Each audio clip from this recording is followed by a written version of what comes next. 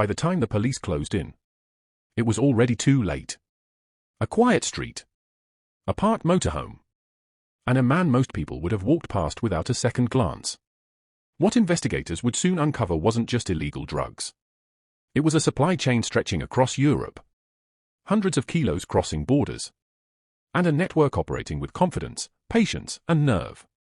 This wasn't happening in a port city. It wasn't unfolding in some known crime district.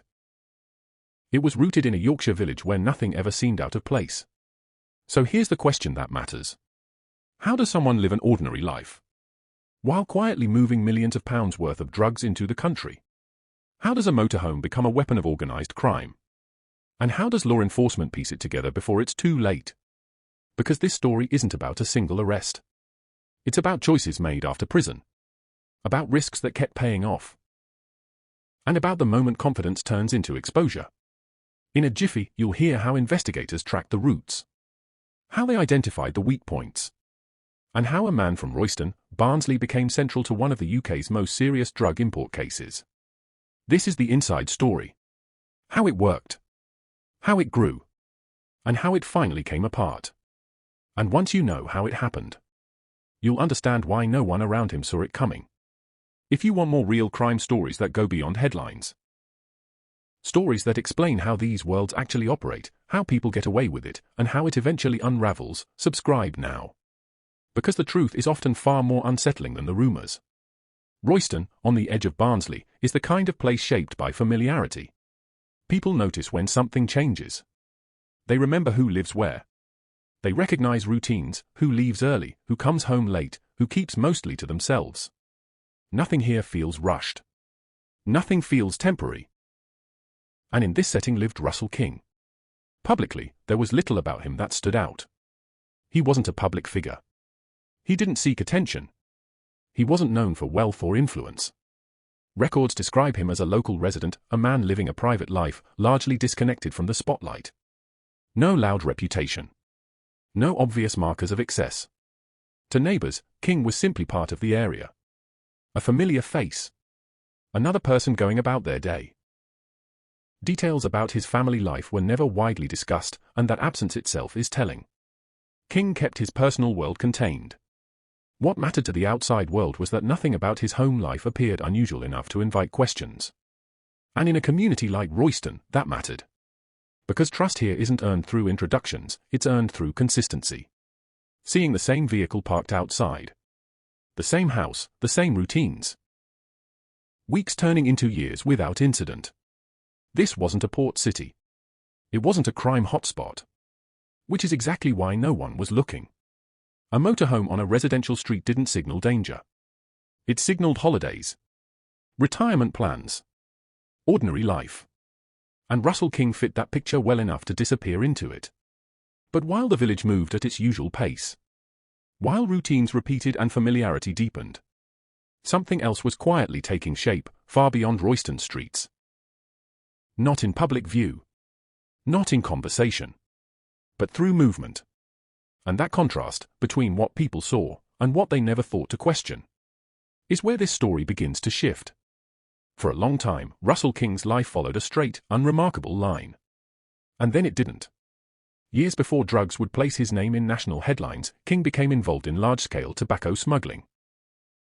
A crime that rarely carries the public stigma of narcotics, but quietly drains millions from the public purse. This wasn't street-level trading. It was organized, structured, and profitable. Revenue and Customs had been tracking a network responsible for importing vast quantities of illegal cigarettes into the UK, our shipments designed to bypass duty and move quickly through established routes. King was identified as a key figure in that operation. When the investigation closed in, the evidence was unavoidable. He was arrested, charged, and later convicted of conspiracy to smuggle cigarettes, an offence tied to losses running into the millions. The court handed down a custodial sentence. Prison.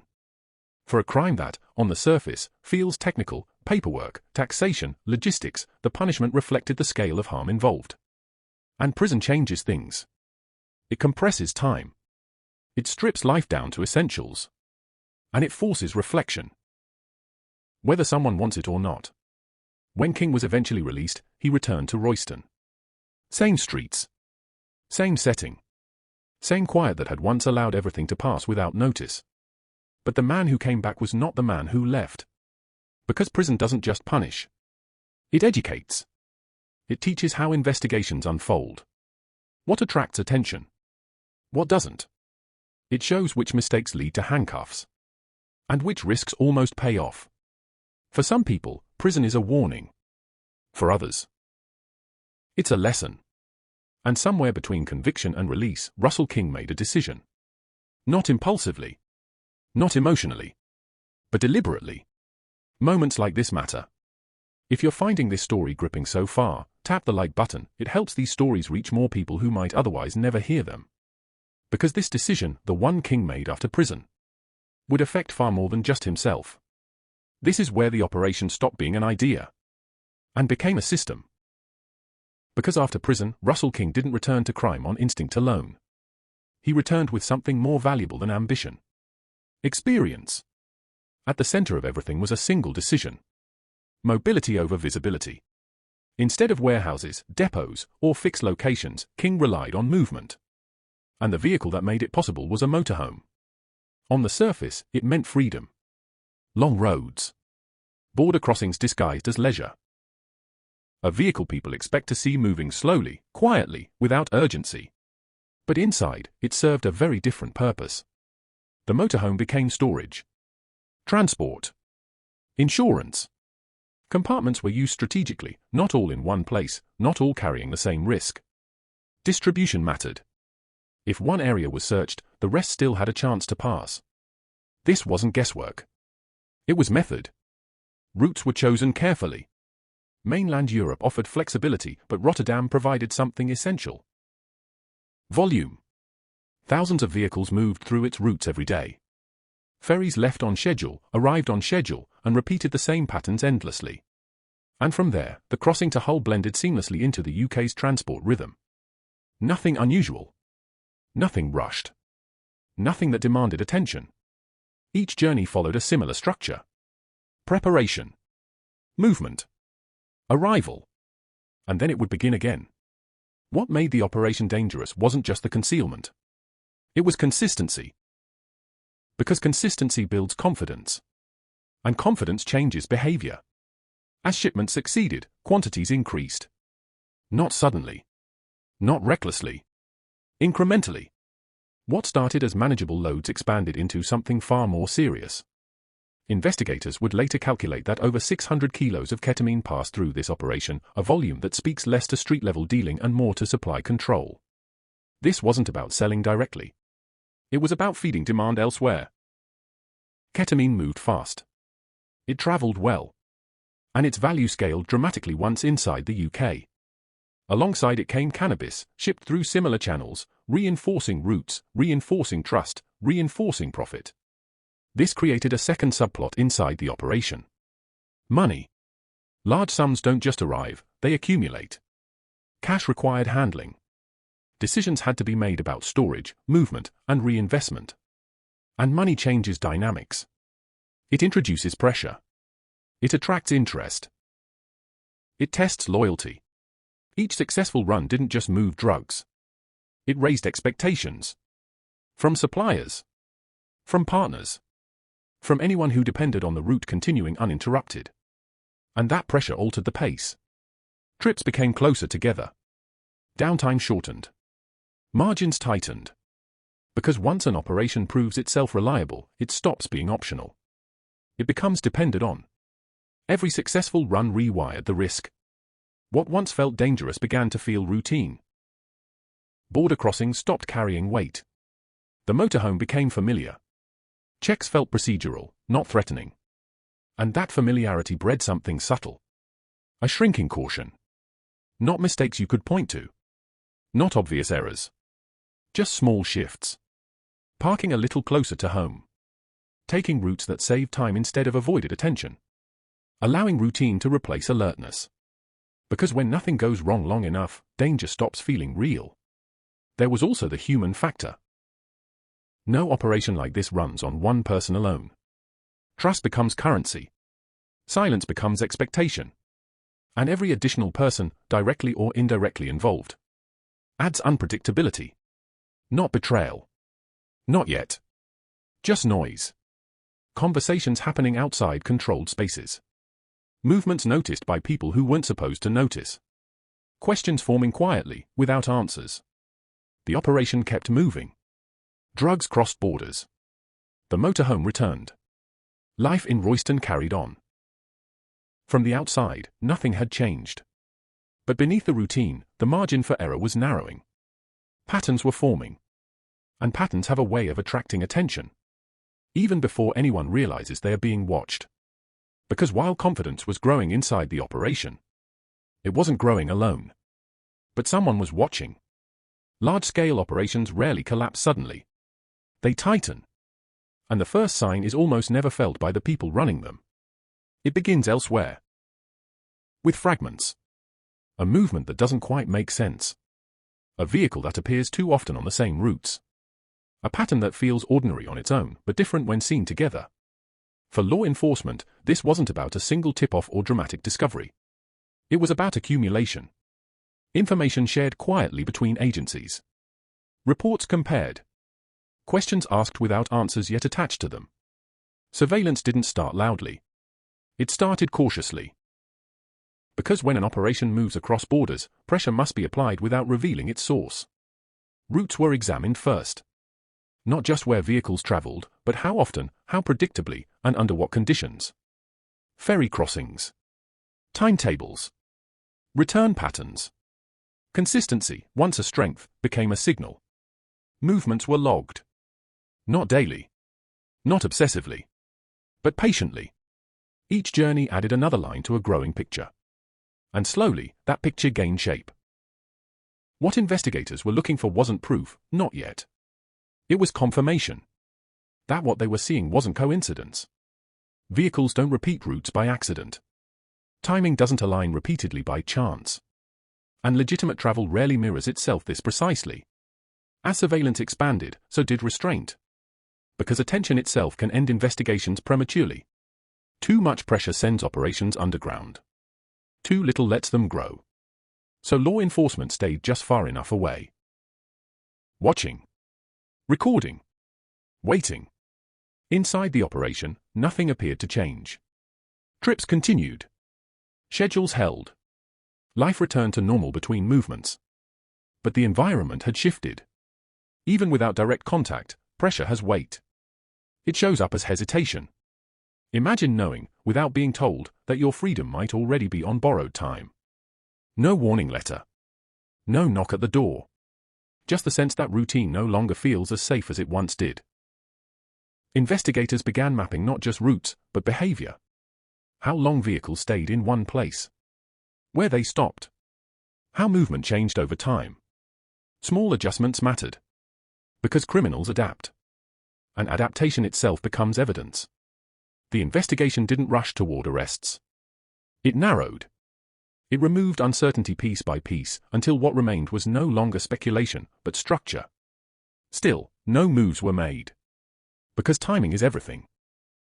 Too early, and the operation fragments. Too late, and the damage multiplies. So the pressure stayed quiet. Unseen.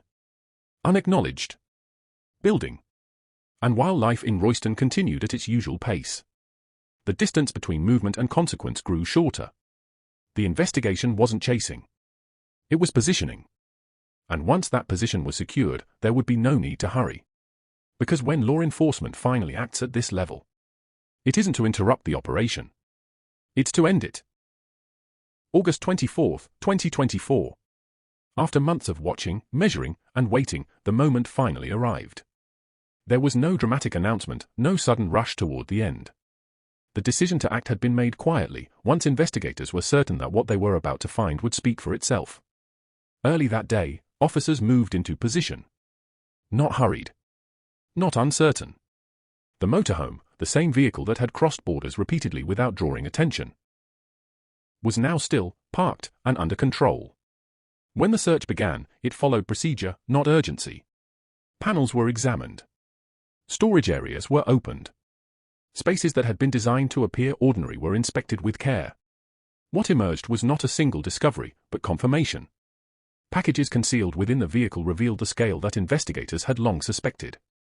Large quantities of ketamine, stored and arranged for transport rather than use, began to accumulate as evidence. The volume mattered. This was no isolated shipment. It reflected planning, repetition, and intent.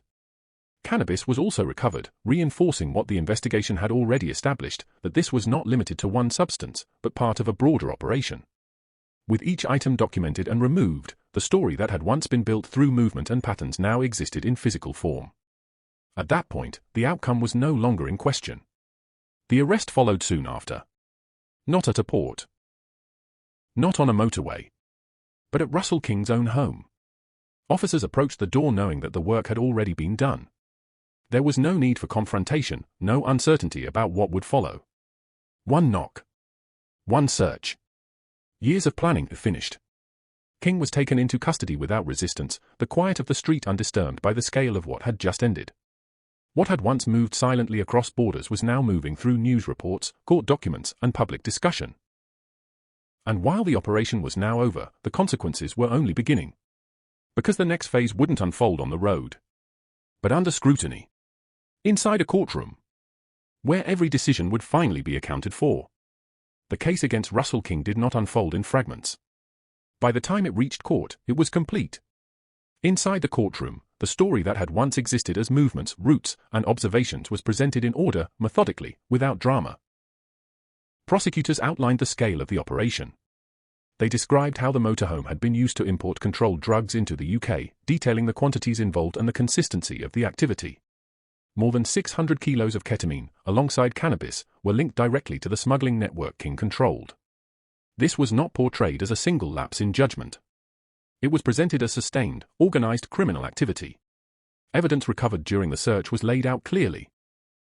The vehicle. The concealed compartments. The drugs themselves. Each element supported the same conclusion. The defense did not dispute the presence of the drugs. Instead, the focus remained on legal arguments rather than narrative. When sentencing came, the court addressed both the scale of harm and the level of responsibility. The judge made it clear that this was not a marginal role. This was coordination. Planning. Control.